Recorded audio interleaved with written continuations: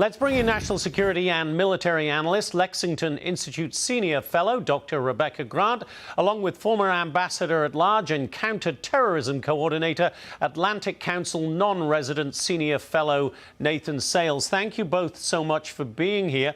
And Dr. Grant, I want to come to you first, but first I want to play another clip of Mike Waltz at the UN today, where he seemed to make pretty clear to me that the U.S. is looking for regime change here. Let's listen to the ambassador. The United States does not recognize Nicolas Maduro or his cronies as the legitimate government of Venezuela. Nicolas Maduro is a fugitive from American justice and the head of the foreign terrorist organization Cartel de los Soles. So, Dr. Grant, we're going after drug boats, we're going after sanctioned oil tankers, but are we really going after Maduro here, and is it all about regime change at the end of the day? Well, Ambassador Mike Waltz did a great job, and he really laid it on the line. And, you know, the thing that stood out to me is he said that this cartel run by Maduro and the narco-terrorists and their illegal drugs, crimes, friendship with Russia and all this is the #1 threat to the U.S. in the Western Hemisphere. And yes, wouldn't it be nice to have Maduro gone? They're really squeezing his money machine, and the oil tankers are his lifeline. And Ambassador Waltz made it really clear we are going to go after those sanctioned tankers, whatever it takes. So, Nathan, do you see this as wouldn't it be nice as a side effect if Maduro was gone? Or is this a strategy to squeeze and squeeze and squeeze until something happens in Venezuela that forces Maduro out, whatever that might be, whether it's an uprising of the Venezuelan people or whether it is further military action by the U.S.? Well, Jonathan, that does seem to be the goal, a Venezuela that is free from Maduro and his socialist dictatorship that has afflicted the country for decades.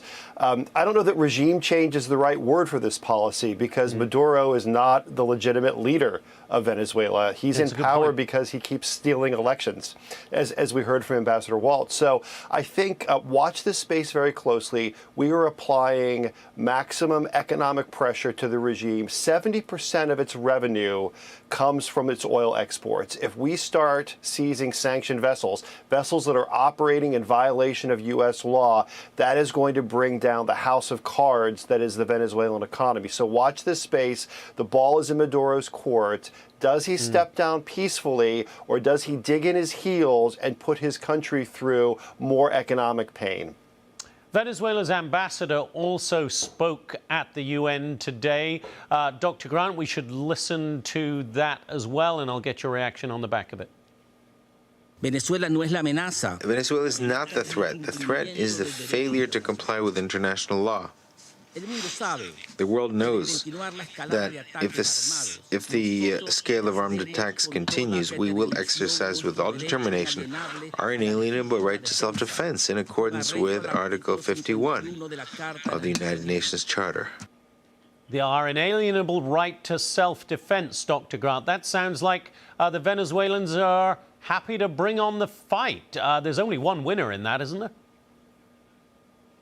I think this move at the UN is kind of their last shot.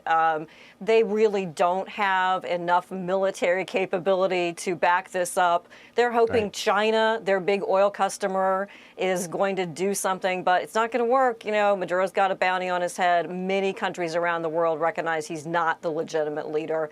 No hope there. Yeah, and Nathan, I wonder what you make of the way that China and Russia are obviously watching this. The UN action happened with their backing. What do you think? How do you think they're positioning themselves on this? Well, I think they're waiting to see what the United States approach is going to be.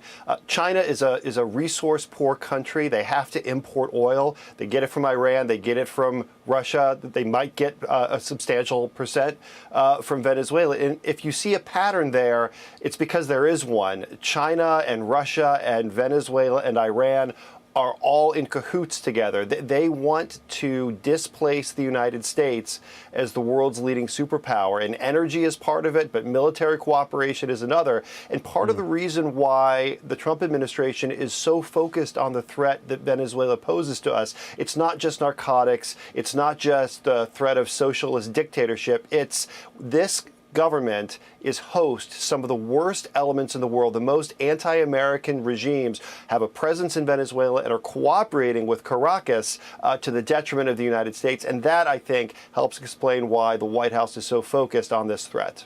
Yeah, and real quick, just on another international story and news of note, perhaps, we hope.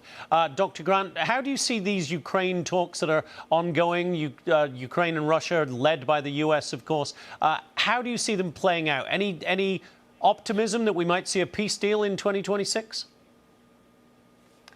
Well, Zelensky seems to feel some optimism, and I think the security guarantees to Ukraine are solid. You know, tanks, air power, the guarantees from NATO partners. But the problem is Putin likes the war. 600 drones again last night, 38 missiles in Poland, had to scramble fighter jets due to errant drones. Putin still has a taste for war. We've got to convince him to get to a ceasefire. Right. Still a very dangerous neighborhood. Dr. Grant, Dr. Rebecca Grant, Nathan Sales, thank you so much for being with us tonight. Hey, Sean Hannity here. Hey, click here to subscribe to Fox News YouTube page and catch our hottest interviews and most compelling analysis. You will not get it anywhere else.